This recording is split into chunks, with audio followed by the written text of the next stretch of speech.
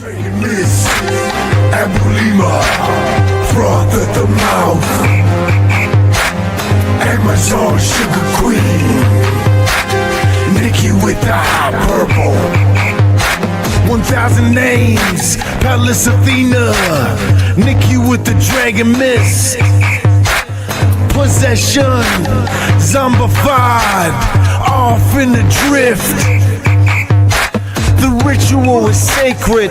I smell like indica. Bodies you can bag up.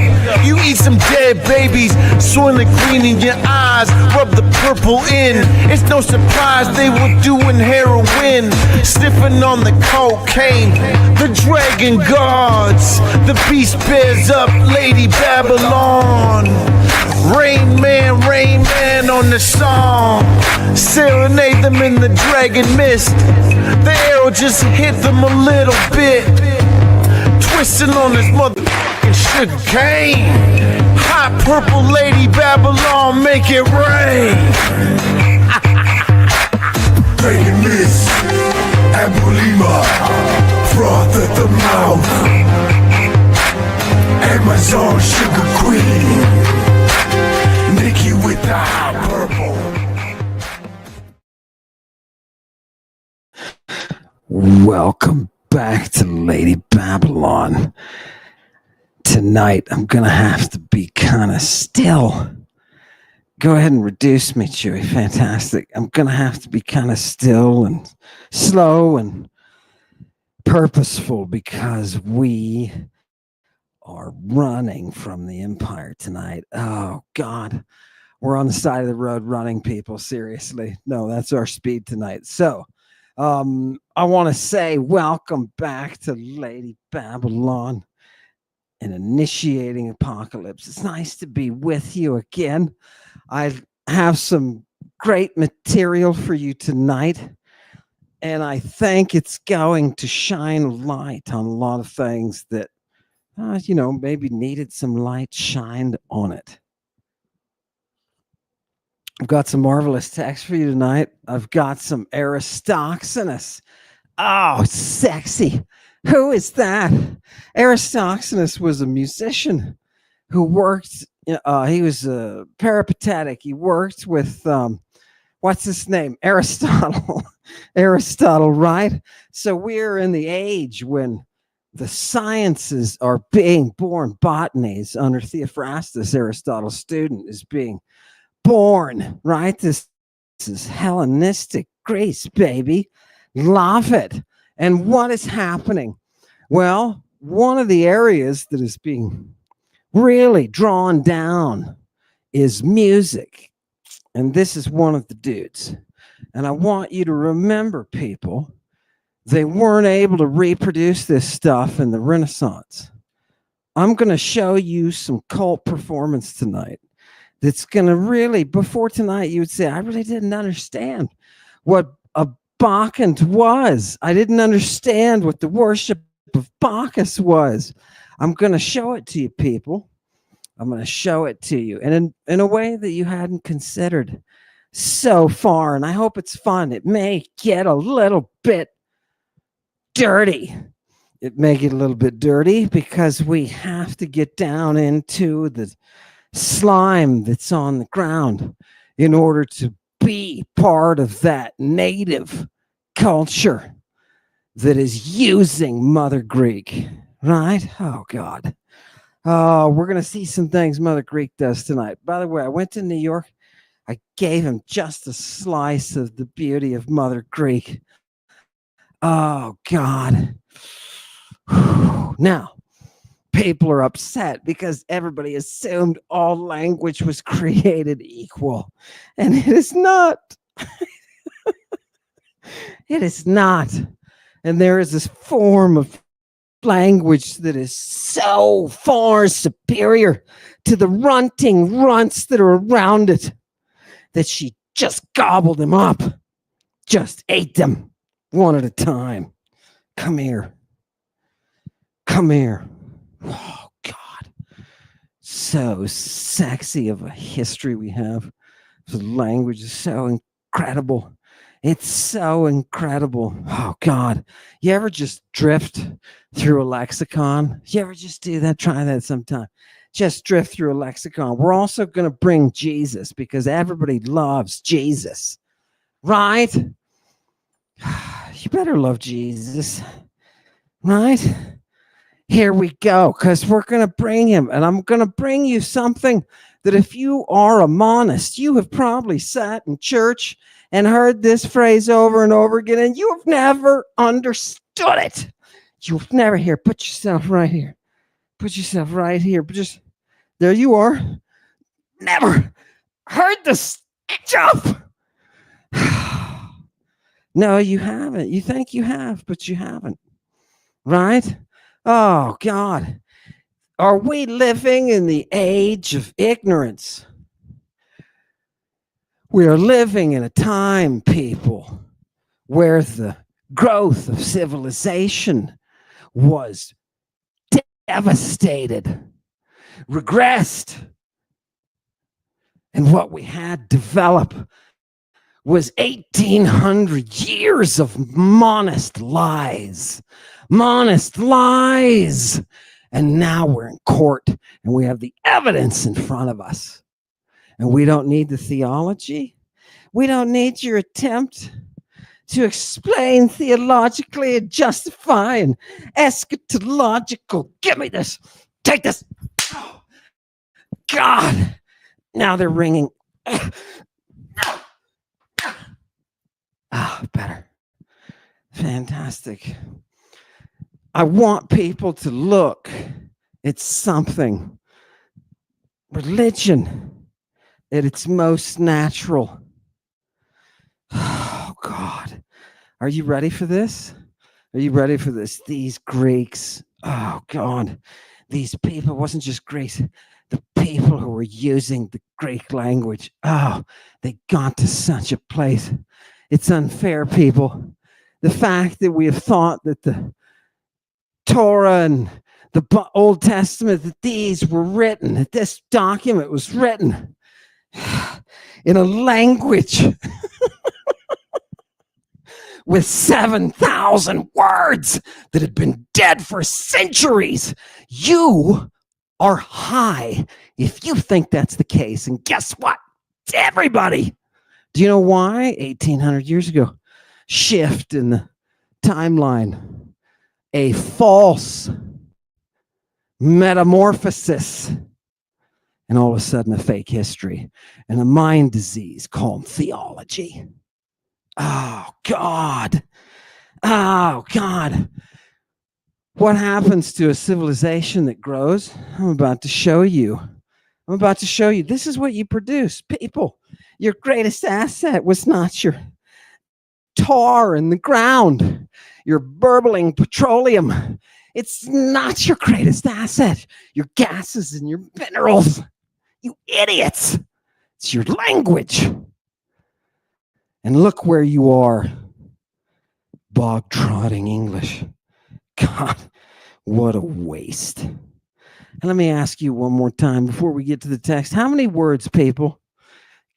Go ahead and blow me up, Chewy, and get some answers from the congregation. People, how many words did you invent today? How many English words did you invent? The answer in all your heads is 0, because that is beyond the capacity of English. I'm going to show you words, invented words in ancient Greek. Ancient Greek is a language so different from modern Greek. I find it hilarious. Hilarious. 2 of my best buds in graduate school, Tom and Kiki. Oh, God. They were both Spartans. Well, they weren't Spartans. But they were from the Peloponnesus, right? Laugh it. And what did they hate and teach me to hate? Presumption. I am a modern Greek, therefore I can read these texts. No, you can't. No, you can't. Oh, it's gorgeousness. And that's why they came to the University of Wisconsin, these Greeks, so that they could study ancient Greek, which is just like the language they discovered last year in the mountains in Turkey along the Black Sea. Sister languages, Hellenistic Greek and this language. And this language is so far different from modern Greek. Oh, God, they don't even, oh, stop it. Don't presume, amateurs. This is a professional ring. Here we deal with ancient Greek, and I am a classical philologist.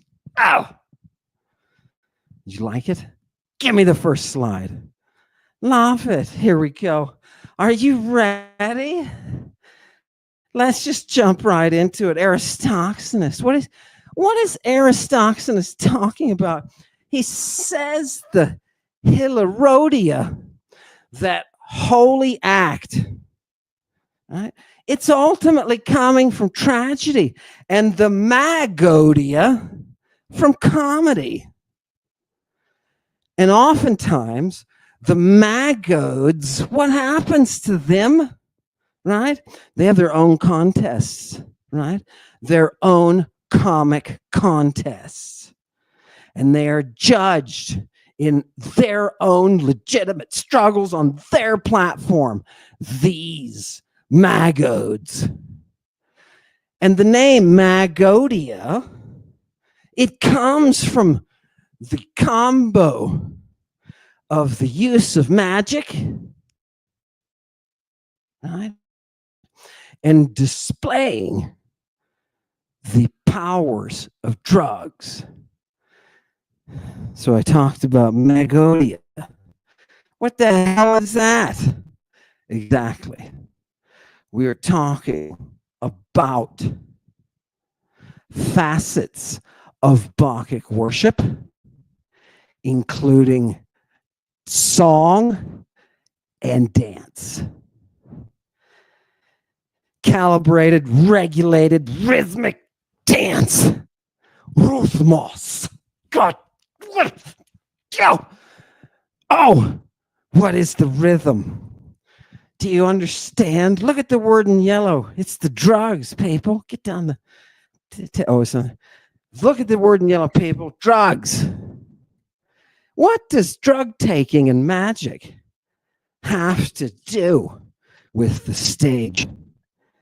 Everything. For those of you who have been watching, right? Everything, you know. And by the way, people, I want to say all of these Lady Babylon episodes, all of them are like papers, right?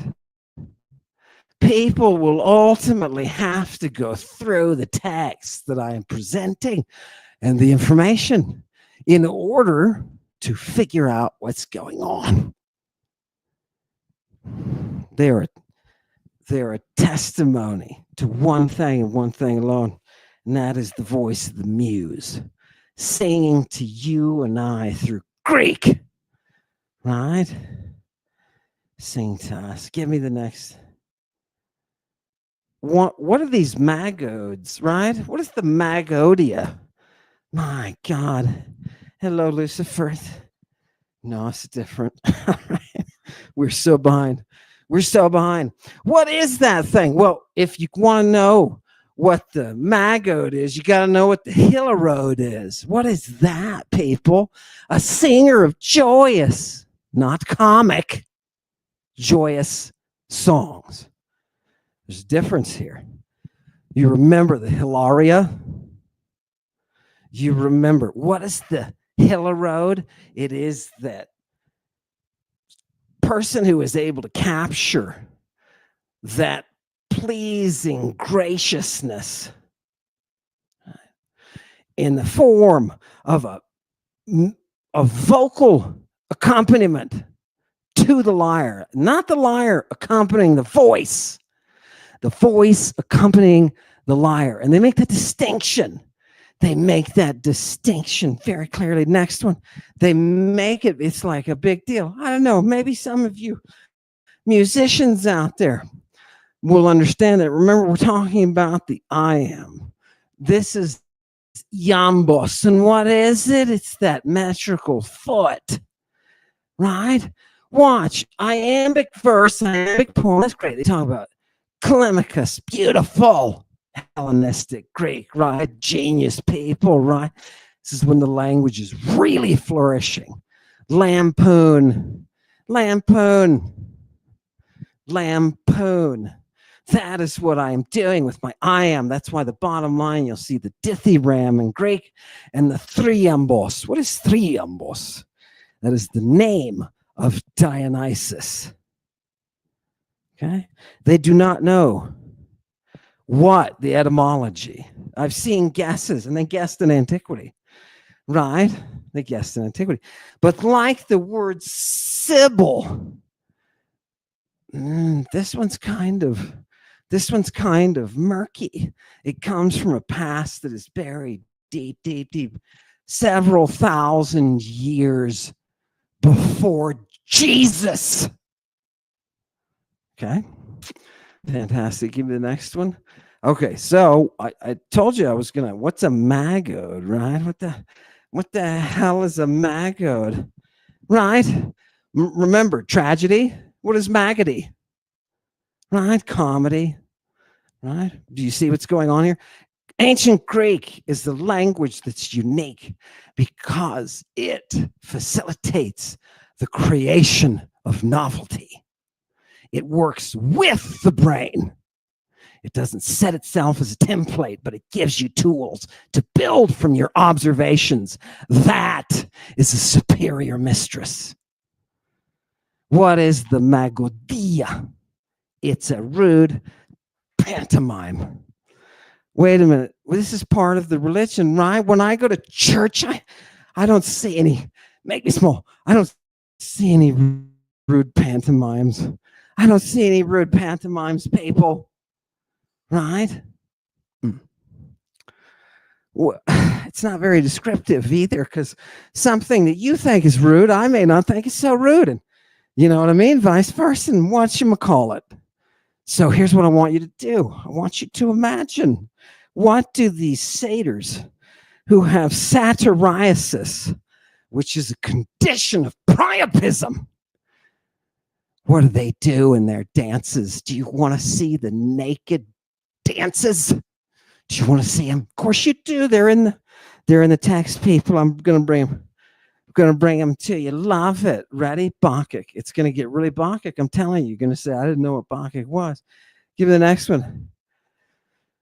That Magodia is part of the Komos. What is that? It's the revel, the carousal. Have you ever been reveling? When you go to church, do you see pantomime that's dirty? And do you revel? No, you don't. But Jesus did. Yes. And we're going to clean this activity up. We're going to take it out of society. We're going to keep our beloved faithful from it. Or my name isn't Paul, the venom immune apostle who goes to the sixth and seventh heavens and finds the visions, whether they're in flesh or spirit. I don't know. Oh, God. Again, son of a bitch, stupid apostle. Sometimes I swear I can see the dirt of Paul's ass cheeks on my whip.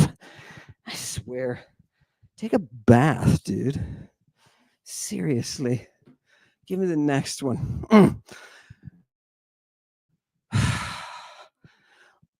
The komos, the revel. Look at the bottom.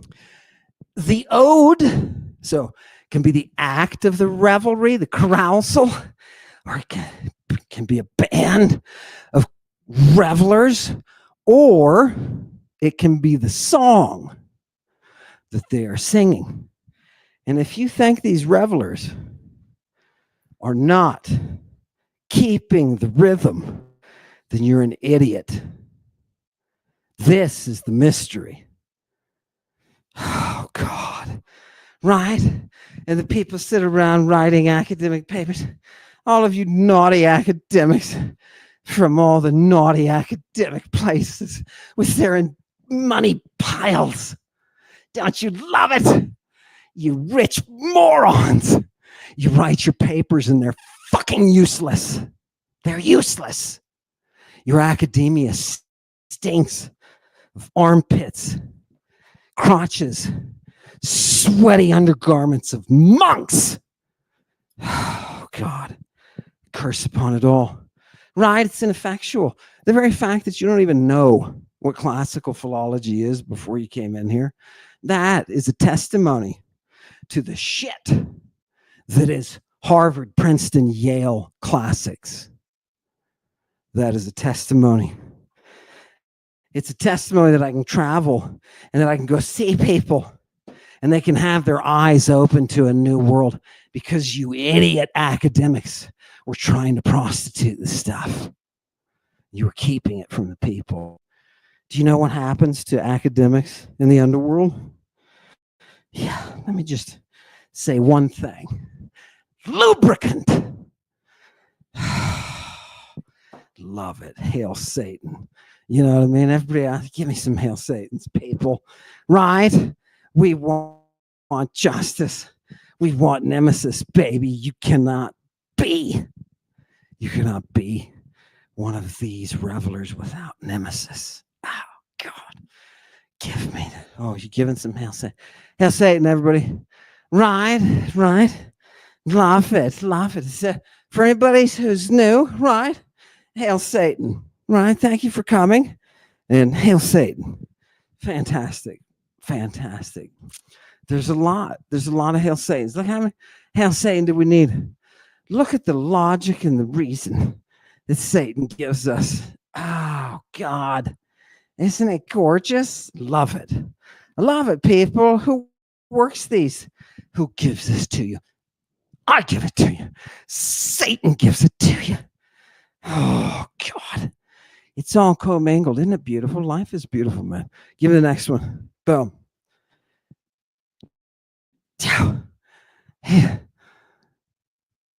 People, I want you to think. Magodia. What is Magodia?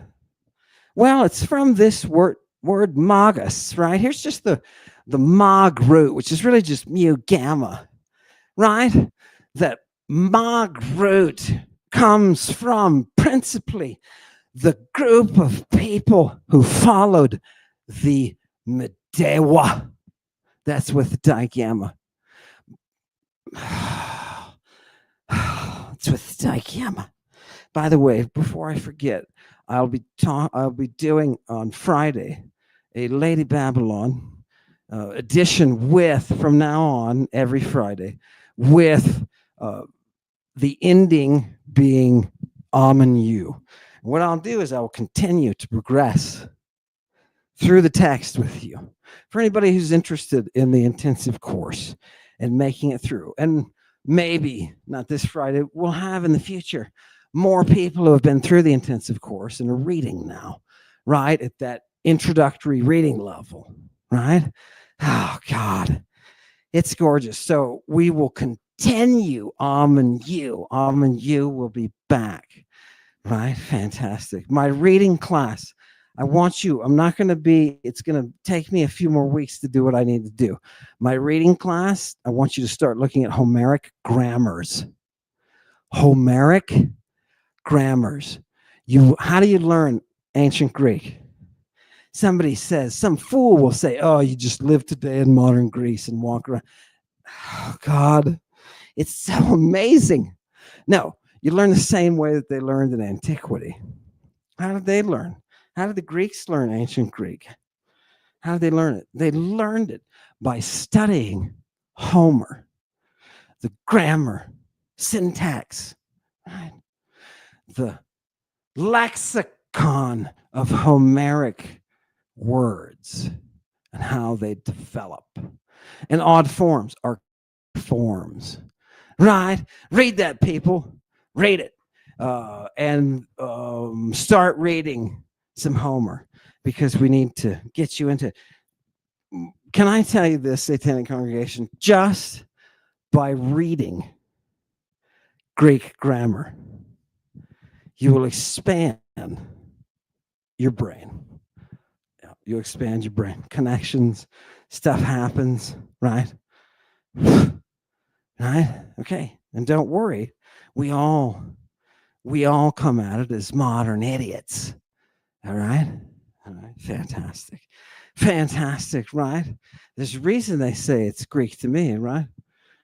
There's a reason they don't say, oh, it's Italian to me, because Italian is a modern language that is not even a 50th of the complexity of ancient Greek. And modern Italian is not a word, is not a language where we go around coining words on the regular in order to describe our surroundings and interactions with others. It's got a set lexicon. There's a phenomenon, a linguistic phenomenon, people. There are languages whose lexica are set in concrete, and there is one language in history whose lexicon was continuously, forever, purposefully expanding. Right? Hapax legomena are not words that only appear once because we only happen to have one record of them. They're the author's own creations with the language. And every author has a fingerprint. Now, you and I are sitting around, we don't do this, but imagine if we did, under the training of this language, reach out and start forming our own vocabulary. Look at the people around you. Look at the person on your left and on your right. And if you don't have somebody on your left and your right, go to your bathroom and look in the mirror and ask yourself, do I use a language that creates? And the answer is no. The Renaissance will come with the tech of the language. Oh, God. Oh, God, give it to me. This stuff is so intellecto-erotic. My God, that's the magi. Good. Give me the next one. People, don't forget Medea, right? Because this is all at the heart. Even the Magodia, yes. Right? Oh, God. Give me the next one, please. Oh, there's, by the way, lovely mats tonight, Chewy. Lovely mats. Each one, people, each of these mats is an intention, right? Behind it is an entire universe. Aristophanes, the musician, says, look, there are all sorts of foreign instruments, right, that are our lyre. And then he goes on to name 8 of them, right? Phonikos, right? Pektidas, Magadidas, Sambucas, Trigona, Klepsiambus. You're the I am in that one. I am. Dapsus, and the everybody's favorite, the Inea Horton, the 9-stringer, right? These are all, wait a minute. These are all guitars. Yep. They're all guitars produced by, Aristophanes says, by cultures outside of those that speak the Greek. Okay. They're not using the lyre. They're using derivations of it. And you know why we hit that 7-string lyre and perfection was set in motion and creation of democracy was possible? Yeah, because we found the harmony. We found the harmony. Now let me show you some of the instruments that led us in that direction. Give me the next slide. Look at some of these people. You're not going to know. You're not going to know these, right? What is the phoenix? Well, you thought the phoenix was just a Phoenician, right? Cadmus. Where does the purple come from? And it's burning. It's not the burn, it's burning. These people are terrible. They don't know the use of voice even. It's amazing. It's amazing. It's absolutely amazing. You're a joke. You're a joke. You get in the ring with a master and you look like a fool. You look like a fool. What is that Phoenician? Right? Well, look at number 2. It's that purple. Right? If it's not the dude or dudette standing there, it can be the thing that they are most known for. And that is the trade, the production and trade of the purple. Right? The Tyrrhenians are going to get involved in this. And the Greeks are going to have to descend upon them and make things right. Okay? You don't even know these sources. Give me the next one. What else is that phoenix? Check it out, people. Right? What else is that? It's a musical instrument. They say like a guitar invented by the Phoenicians, but so-called because it's made from the Delian palm. Wait a minute. So-called because it's made from a Greek palm? What the? People, get your... See, this is why we need people like Aristophanes to get us going. I want to make one statement that's going to shock and surprise people. It was the language of ancient Greek that gave us the power of the stringed instrument. I want to say that one more time. It was the language of ancient Greek that gave us the power of the stringed instrument. These forms of stringed instruments that you see emerging in the Mediterranean, right? You see them accompany the surge of the poetry that is Dithyram, that is the purification of society through the stage and the possession of the God, Christ himself. Okay, give me the next one. My God, man, right? We haven't seen Bacchic worship. We haven't seen Christian worship. We haven't seen Jewish worship either. Judean, to be most precise. What is a pectus? A stringed instrument. Who is this one used by? It's used by the Lydians, but I want you to notice he quotes Sappho along with others, right? But Sappho, and why is that? Said to have been introduced from Lydia, right, by Sappho. And that's our lura, that's our lyre, that's our guitar, right? Or guitarra, right? Oh, wonderful, wonderful. And who? Okay, so wait a minute. Who, by this time, who do we know? As Aristophanes is writing, we have a whole list of famous guitarists. But you may not have known that Sappho was at the top of that list. You didn't know that, did you? No, you didn't. You didn't. And you didn't know Sappho with all her Amazonian influences, Amazonian cultural influences. Why do you think she had a college of women? You say there was a college of women in antiquity? Yeah, it was in Jerusalem. No, it wasn't. Yeah, it was over in Persepolis. No, it wasn't there either. I'm just kidding. Samaria? No. Was it in?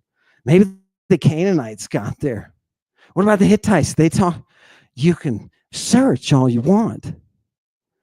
But if you want to see the historical woman teaching woman in a college, and she is the mistress of the guitar and the song. Oh, they called her the 10th Muse. This is at a time when backwater is backwater. What is backwater? It's those places that don't speak Greek. Think about this for a minute, people. Backwater. No libraries, no literature, no education, no Sappho, no Greek.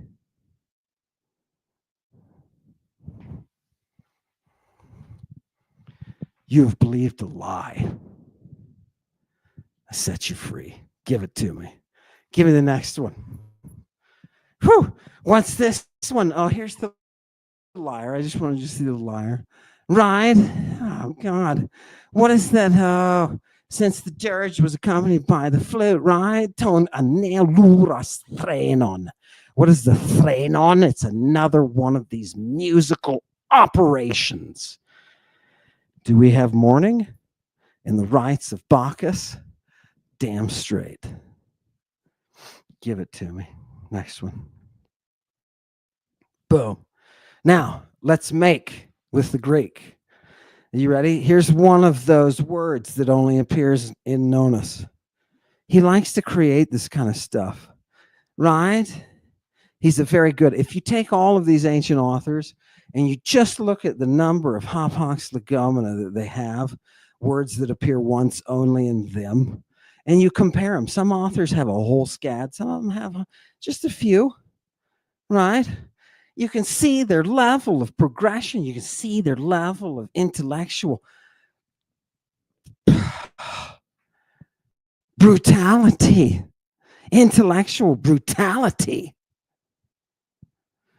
by the complexity of the words that they're pulling out of the air and using on people. What is this one? Klepsinos. What is a klepsinos? Well, nos is a mind, and kleps is a thief, right? It comes from klepto. Klepsinos is some kind of thieving of your mind. Now, think about this. Nonus had to sit around and figure this thing out, right? He's writing his work. He's trying to describe something, and he's trying to describe a state where the mind has been perplexed. It's been intentionally fooled. It's been beguiled. Klepsinos. Okay, so remember that. Next time you have it, you don't have an English term, and but okay, give me the next one. Here's another one. Now, look, people, just keep building. Okay, if I know that's how these roots work, how about I use the kleps again? And what's the iota doing there? It's just a buffer, right? You can't go between a psga, right? So they put a vowel there. Klepsigamos. Klepsigamos. It's that hidden gamos. And what is that gamos? The act that makes gametes, right? Seeking illicit love. Look who's making it up again. Do you see what he's doing? He likes to use these roots, right? He likes to use the whole concept. Well, there happens to be the name of an instrument that's doing the same thing. Some guitarist came along and said, oh, God, I need a term for this. Boom. He created, can you imagine that? Creating a guitar that's not a guitar and naming it, right? You're creating a stringed instrument. Have you ever created a stringed instrument and named it? No, number one, you couldn't name it. Number two, why would you create it? Just like words. We don't create new words in English, nor do you in any other friggin' modern language. You don't create novelty on a daily basis. As per our conversations, I don't see anybody pulling out words, right? Oh, God. This is all, don't you see? It's the language, the real value of the human spirit is in the language. Oh, God. Oh, free up, right? You see what I mean? Free up. Give me another. So what is the klepsi? Nymphos, you can do it. And Lycophron does it here, right? And what do the translators here do? These Victorian translators, they say klepsi nymphos. By the way, you see the word nymph there? And so you've got this hidden nymph, right? This hidden nymphing. What is it when you nymph, right? That nymph is the one who's about to engage in the union that is marriage, right? And here you're doing it secretly. Klepsi nymphos. And that's in Lycophron. And where would you have an occasion to use this word? Oh, I don't know. Let's use it of a priestess. Let's use it of a priestess in Lycophron. This is where the next passage should be. This is where the next passage. You can come back to that one if you want. This is where this is the English. I just was lazy and pulled up the English. This is Lycophron. Absolutely. gorgeous, difficult Greek, very culty, right? This is his Alexandra, right? Absolutely gorgeous, right? Let's just read this together. This is written by a priestess, by the way. One at the bath while he seeks for the difficult exits of the mesh round about his neck, entangled in a net, shall search with blind hands. Wait, what's going on? She is prophesying. This is that prophetess, the performer between 10 and 20, that second decade when they switch from the training to the performance. This is her. And she's been taken captive by this stupid Greek. Right? Oh, God. And what she say? With blind hands, the fringe stitching, and diving under the hot covering of the bath, he shall sprinkle with his brains, tripod and basin. You're going to sprinkle the tripod with your brains. Why? Your wife, you dumbass. Don't you remember who she is? She's the Dracaena. What does that mean in ancient Greek? The dragon priestess. Oh, God, if that doesn't turn everybody on, right? For the women who want to be her and the men who want to stare at her in wonder, right? What's she doing? She's killing her husband here. You mean we haven't, remember people, we haven't left the late Bronze Age. Odysseus is going around kidnapped by a woman like this, right? She's holding him hostage as a sex slave, right? Which I suppose is, there could be worse fates. I understand. But at the same time, right? Poor Odysseus, all he does is spend his time on the beach crying. That's why you can't, whoever does this Odyssey, there are too many scenes of Odysseus crying on a beach while being held captive as a sex slave. Calypso and Circe are doing the same thing to him. If they don't have that in the Odyssey, they're stupid punks. Stupid punks. And they better have some drugs too. But here's the problem. You've got to ask yourself, how much do people sell versus how much do you want to get the accurate history? I want to say one thing while I'm on a toot. I want to say one thing. Somebody just did a video talking about the interview with Danny and Bob, right? Metatron. That's his name, whatever, YouTube name. And I thought it was hilarious that he assumed that Danny slapped down $5,000 for Bob and for me. No. You see, the debate was set up when Bob stepped out and said, I'm not going to do it if it has anything to do with that dude, Amon. This is like a week before, right? I'm already scheduled to go there and everything. I'm excited. Finally going to get a chance. Woo! Fantastic. Nope, he's not going to do it now. What could possibly move this human being to do this? Yeah. Offer him $5,000. What an idea. Wasn't mine. Offer him $5,000. And it worked. It worked. It worked. Do you see why we hail Satan? Because we know we're here to punish you. We know your greed, and your greed stains your soul with a stench of ruin. Listen, Mr. Metatron. The $5,000. Yeah. You know who that was for? That was for the devil's little puke. The devil's puke. Right? It's a test, people. It's a test. That's why we at Lady Babylon don't take money. It's why we don't have chats. right? That have money values. Oh look, who is that? Okay, Valerie. Here's Valerie. Hail Lady Babylon forever. Thank you, Valerie. I say the same thing. Hail Lady Babylon forever.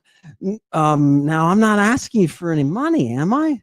No, I'm not going to play the game. Do you know what that does with everything that I say? It makes it legitimate. Because when you hear other people on YouTube, do you know what they're offering you? Something for sale. Something for sale. And do you know what that does to your words? Wow. Yeah, what? Wow. What did you do? That was a foskinum. I just stuck it in your mouth.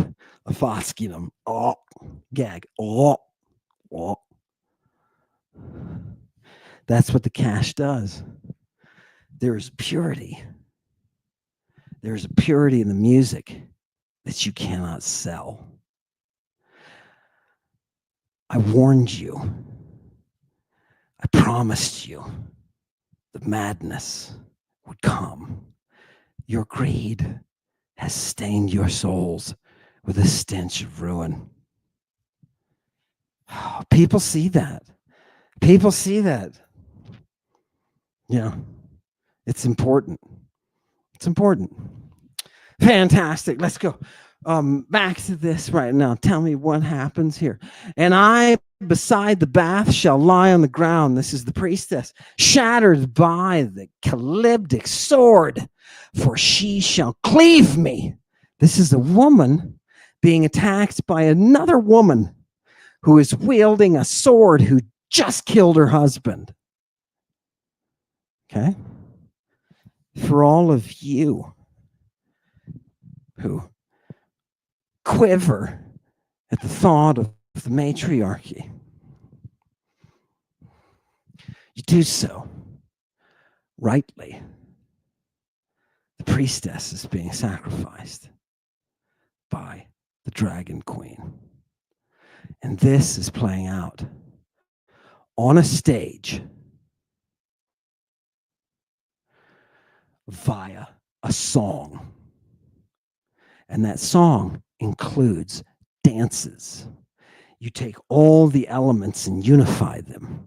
Do you know what they were doing with their hands? Do you know what they were gesturing like? Do you know what else they were using to gesture? Would you be surprised if I told you they were using their body parts to gesture? Give me the next one. Give me the next one. Oh, God. Chewy, the art is fantastic. You can go, yeah. You can go back to any of these pictures you want. There's, okay. So, and I, beside the bath, shall lie on the ground shattered. For she shall cleave me, broad tendon and back, even as a woodcutter workman on the mountains cleaves trunk of pine or stem of oak. And sand viper as she is will rend all my cold body in blood and set her foot on my neck and glut her laden soul of bitter bile. The bile is a toxin, right? Taking relentless vengeance on me in evil jealousy, as if I were a stolen bride and not a spear-won prize. You see that stolen bride? Right? That's where Lycophron, who's a long time before Nonus, who's writing probably 5th, 6th, somewhere in that range. Lycophron is a good 700 years earlier, right? It's coming out, but they're both using the same language to create words, to identify. And why is that important, people? I should have told you. We're done with that. We'll go to the next. Why is that important that you have a language that is creating words? Because that language is working with you to bring what you are using up here to make of everything around you. It doesn't matter if you're an artist. That's the peak, right? That's the peak. That's when the muse gets involved and that machinery turns on, right? You say, I'm not an artist. Well, yeah, maybe, right? Look at the nature of things, people. Look at the nature and how it's working. Oh, God. Okay, what is the skinned up sauce? It is a 4-string musical instrument. Thank you. I just wanted you guys to see there's all sorts of these guitars, right? All these different kinds of guitars. Give me the next one. Boom. Oh, yeah. Hello, Bacchus. Love that picture, Chewy. Right. I just want you to know, look at the word kitharisteria. That kitharist art is becoming defined along with its instruments at a time when Romans are sitting around in huts. Okay. At a time when there is no medical literature except for this crap from the Egyptians. Oh my God, have you seen the Ebers? Oh God, papyrus. It's terrible. If you set Galen next to the Ebers papyrus, it's like a joke.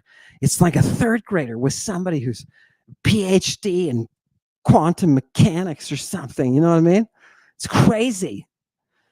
I want you just to realize that the language itself is feeling, and it's creating an environment that it can work in.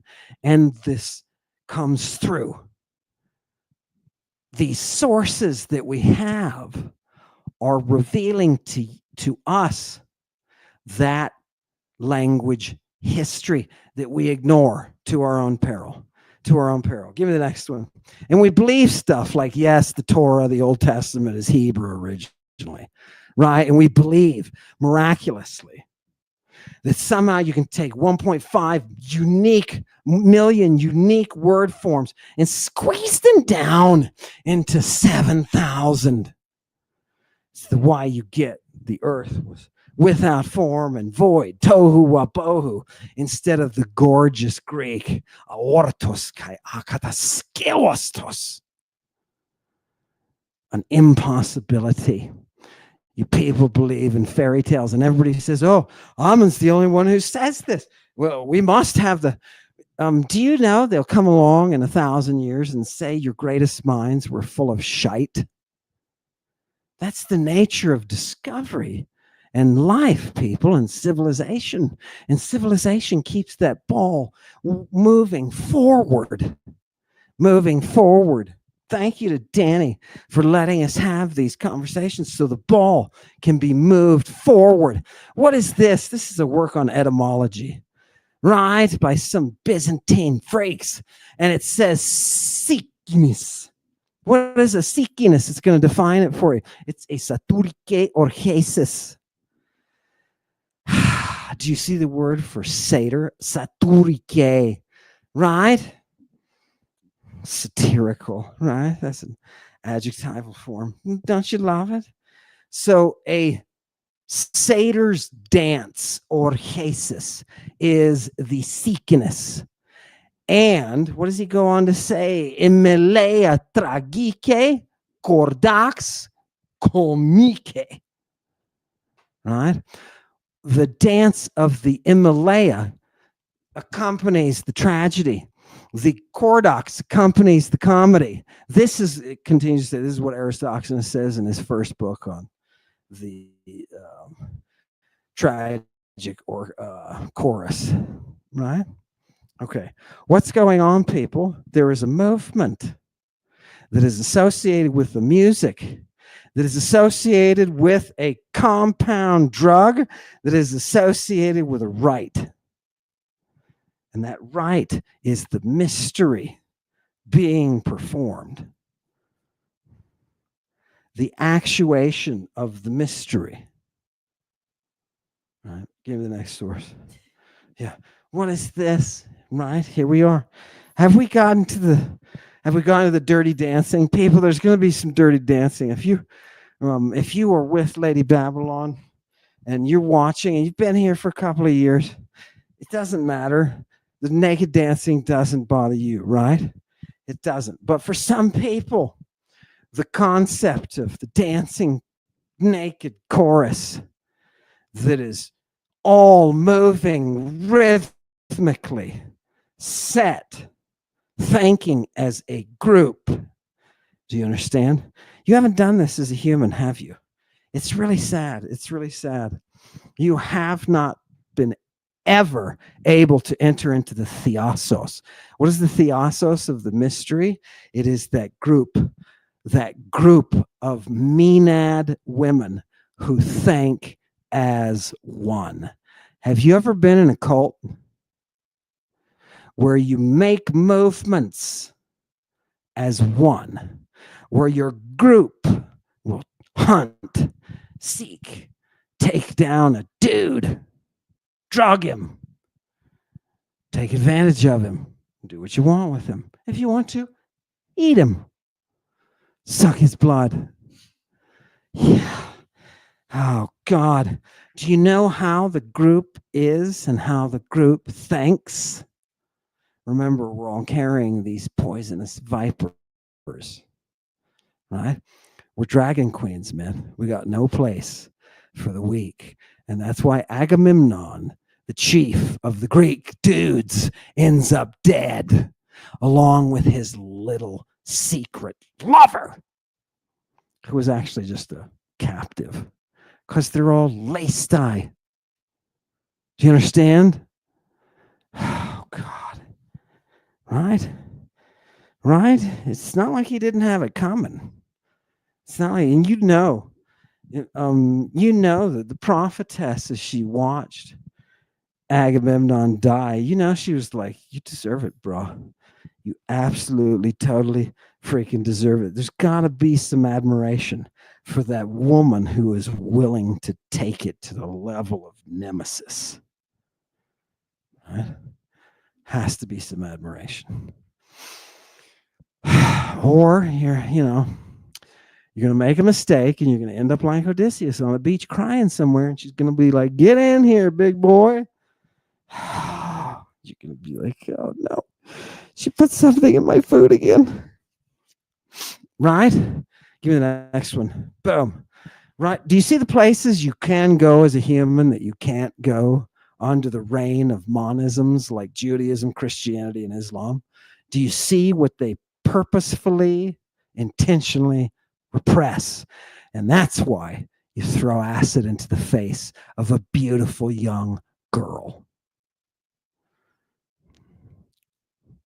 You see what your religions have brought you? What is the dancer? What is the dancer, people? I want you to look at the end of the line. This is especially a pantomimic dancer, right? What does the Greek say? It says, autoi toi ruthmoi mimuntai. What are these dancers doing? They're mimicking, copying this rhythmic movement. When you are in the group and you are under the influence and you are put into a position where the God possesses, the way that we think is communal as one. Now, some of you are going to say, wait a minute, that's Christianity. Welcome. Welcome. It's nice to have you. I want you to notice that their dances also include dancing with shields. This is a big part of the culture. Shields. Right? Give me the next one. You didn't realize that this was militaristic, right? Why do you think those Maenads were taking down people? Right? We're talking essentially those Amazonians influencing women like Sappho. That culture is pushing this dance. Show me some of it, people. Show it. Give me the next one. Show it here. Oh, God, it's taking. Don't you love it? Now you can understand the horns, right? Do you understand the horns? Do you know the horns of Dionysus and why he is horned? Oh, do you really? You know, what does Medea do? Right? She quenches that bull's desire. She quenches that bull's desire. Fantastic. What is that orchesis? It's the dance, the pantomimic dance. That's the same one. Go to notice it's the title of a work by Lucian. That's nice. Right? So these are not unknown concepts, right? And I want you to see a couple of Lucian's statements on dance. As to the rites of Dionysus, you know without my telling you that they consisted in dancing from beginning to end. Of the three main types of dance, the cordox, the Sicanus, and the Emilia, each was the invention and bore the name of one of the satyrs, Dionysus's followers. All right? These are these Cytherists. These are the instrument-bearing cultists who, assisted by this art and accompanied by these revelers, the conquered Tyrrhenians, Indians, and Lydians, dancing those warlike tribes into submission. You thought I was just talking about dance, like when you go to a, do your disco thing. No, I'm talking about conquering. I'm talking about conquering. You see, these women Maenads had much more in mind than the limited world of entertainment and money that your greed has impressed on you. Give me the next one. Yeah, you're learning. You're learning classical culture the first time. I so want to take this to the people of Ukraine. That's what I want to do. Right? Do you see how they would receive it? Do you see how it's prepped? Oh, God. What a beauty. It's just amazing. Okay. Couple more. Couple is taking a while. No. All right. Take a look. I got a couple more slides here for you. I want you to see it. I want to jump through some of these just to give you a glimpse of a world that you don't normally have. A world that is far too sexy. It's far too sexy for modernity. Am I dead? Yeah, sorry, people. The Chewie said the ship's no longer responding. We're in free fall. So, we'll just sit here until. Voila. What is that? Immolace, right? Immolace. Notice that they have in parentheses melos, which is the Greek word for song, right? In tune or harmonious. In tune or harmonious. You can use this of people. The emelic are the people who are orderly. Look how they put wit underneath that. Somebody who's witty is humorous. Well proportioned. That's where we get harmony, people, is from proportion. And every guitarist out there just, said, you're an idiot, Amen. That's, of course, that's programmed into the fabric of everything, all the quantum reality that we've been dealing with. I get it, but I'm discovering it. So, it's big and new to me. Give it to me. Here's another, no. Oh, here's what is the Himalaya then? What is the Himalaya? You take the abstract noun, right? Well, it's harmony in music, right? Or modulation, like proper modulation of spoken words. And then notice he tells you generally it's harmony or gracefulness. Notice that we can't even define. We had to throw 15 words at that to try to understand why we don't have a word for this. Just give me a 1-to-1 in English on this. No, you're not going to be able to find it. It's a tragic dance. So you see, people, during the possession, the God causes the dance. The God brings you the Himalaya. This is the Bacchic secret of the mystery. This is the foundation of everything that is Judaism and Christianity. There would be no Judaism or Christianity without a telesterion in which the logos, in which the words of God could be accessed. Turns your face gray. Turns your face gray. Oh, are you getting to the choruses? Okay, Chewie wants to get to the choruses. Give it to me next one. Okay, people, now. Right, we got to be mature about this. I think this is go and give me the next one. I think that we're getting close. Right, what is the cordox, people? The cordox is a dance performed during the comedy, right? right? And what is it? What characterizes it, right? Look at the second line. It's regarded as indecent. Indecent. And who is being worshipped under the cordox? Well, we know there's an association with Artemis directly. You say, wait a minute. That kind of threw me. I was thinking maybe it was, no, Artemis. Think of the Black Sea and everything that we have associated with Io, the poison pouring Artemis. All right, think of her. Give me the next one.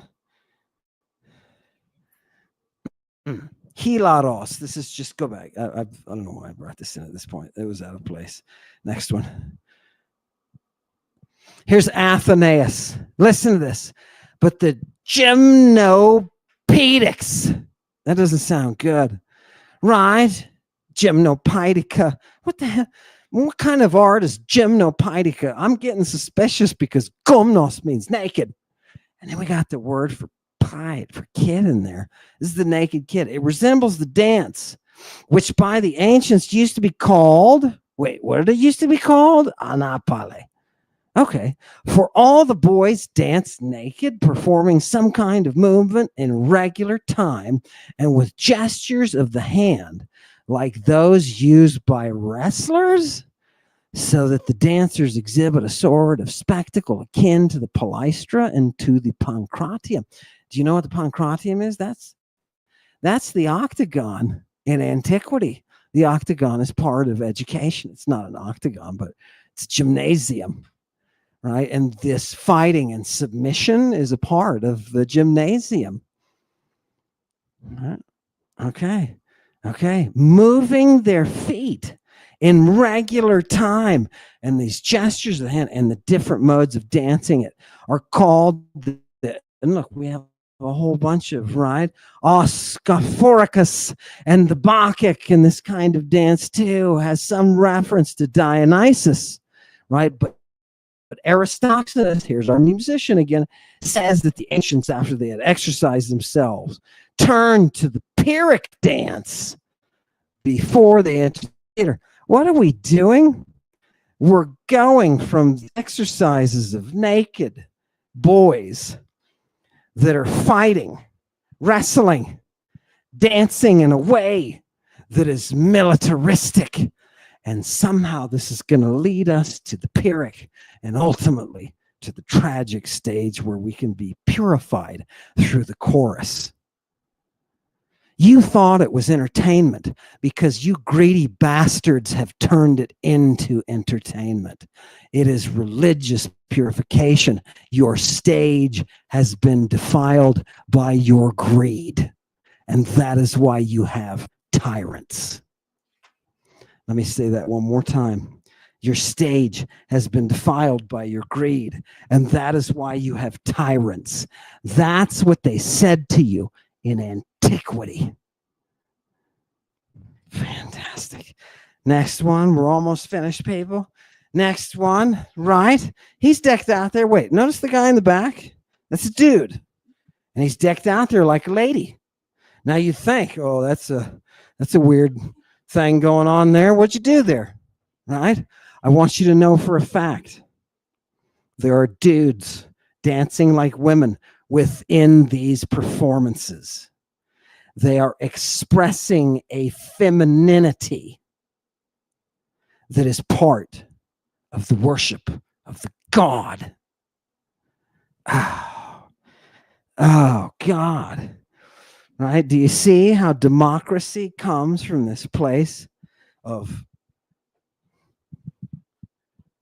cosmos, organization of different elements into one coherent song? That's cosmos. And there's one artist who's playing us all, and that's the Muse. Love it. Love it. Two more. No, come on. Hurry. We got a couple more. Go ahead. The next one. Okay. Here's another dance. I think you forget when you advocate the claims of tragedy and comedy.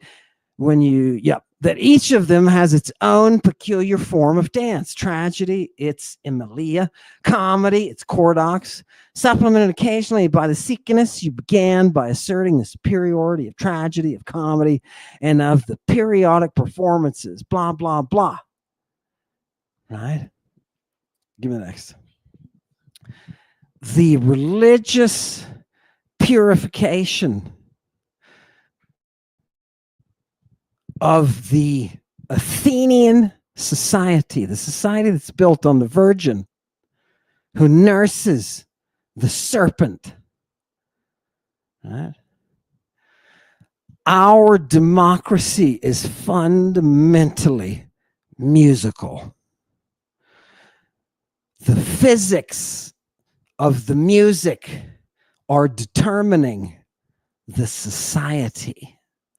They are creating the reality. So if you were to take your music away, what fills the vacuum? Tyranny. Tyranny. It's why music that was bad was punished, because they saw that music had the purpose of freeing the soul from the tyrant. When you remove the music, you cause the tyrant to enter. Whether that tyrant is a Jesus Christ who is arrested in a public park at 4 a.m. with a naked kid, Mark 14, 51, 52, or whether it was another dude, some kind of oligarch with a bunch of power, and the oracle says, oh, God, you got to get rid of this guy, right? Oh, God.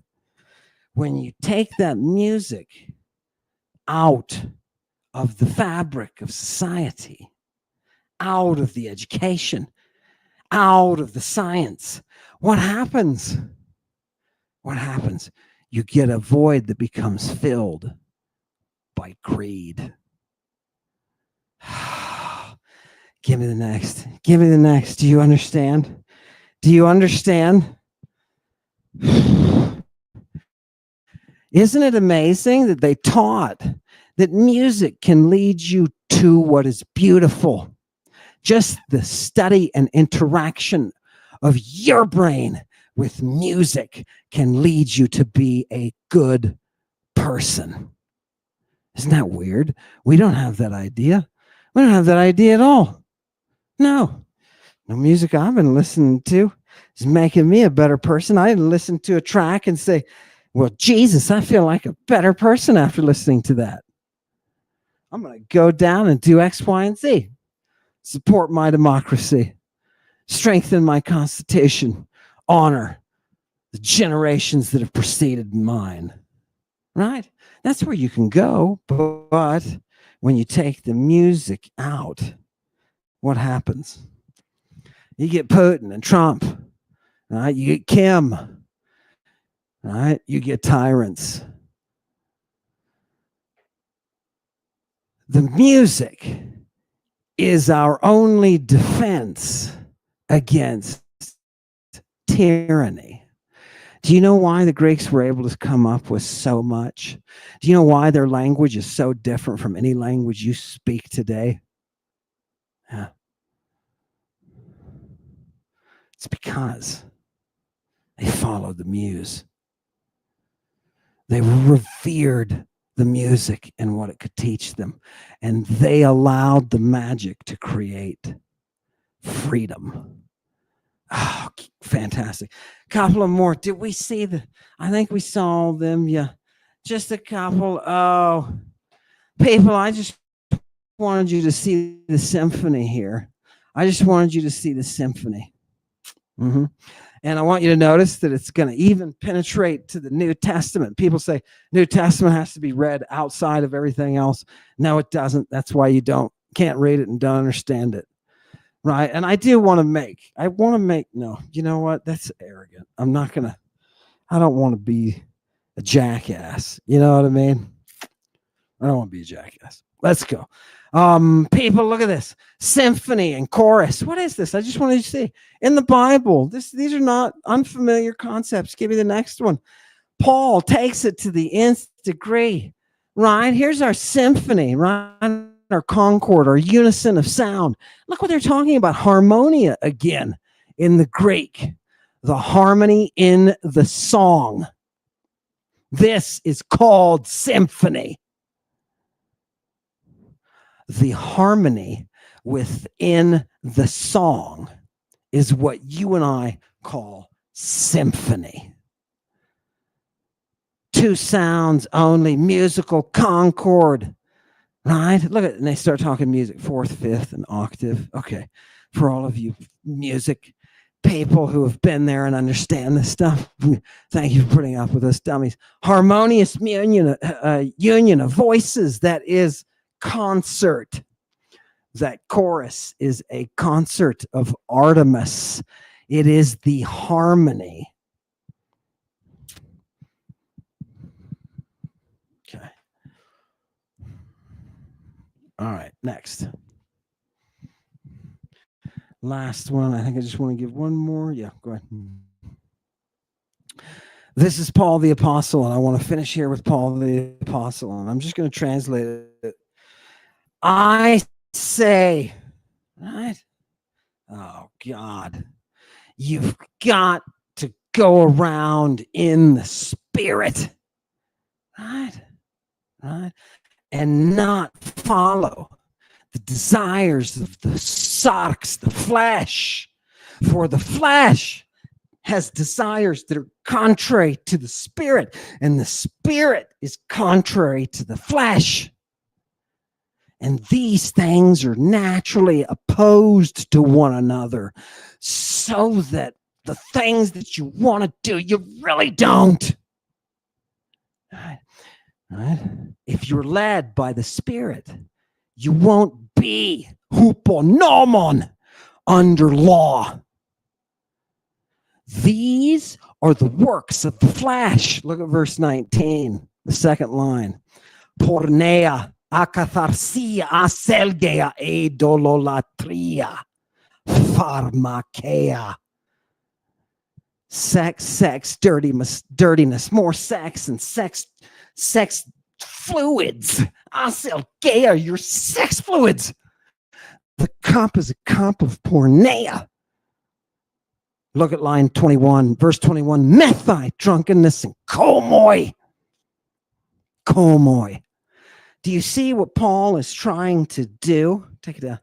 What Paul is trying to do is he's trying to reverse the mystical tide that Jesus is pushing himself with his boys.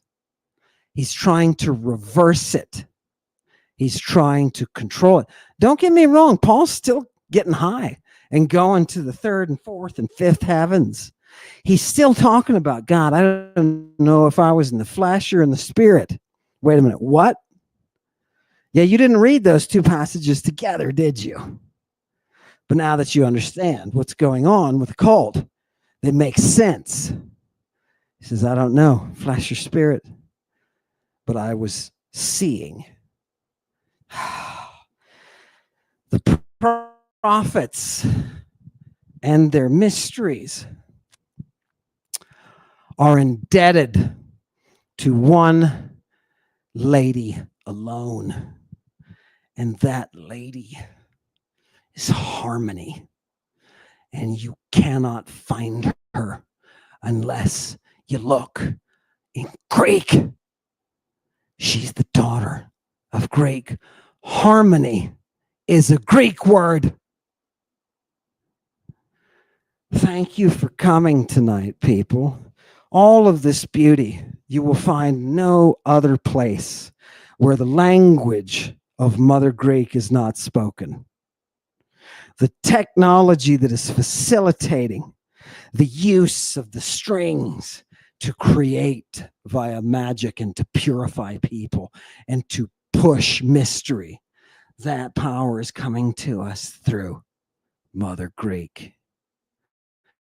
There is no other language that can stand next to her. Thank you for coming tonight. May the priest of Apollo honor the God Hail Satan. Address the blood sacrifice before peace is discharged. It's on the cycle. Bring the knife, rumpa-pump with her old ways, the mystery goddess. Bring the fucking pain. Magic dress on the Amazonia, spitting dragon venom all over ya. Over Kims to the moon, people swoon from just a little bit of dope. Hail Satan, sing the Muse, tragedy and doom. Hot purple in your eyes, take a hit. Let's go get stoned. Got crucified just the other day with Jesus. He was trying to buy scorpion venom with the Epstein client list. If he can rat out on every pedophile working for the Vatican and the Catholic Church, you know he would in a heartbeat. So they murked him. Miss Abulima, froth at the mouth, Amazon sugar queen, Nikki with the hot purple.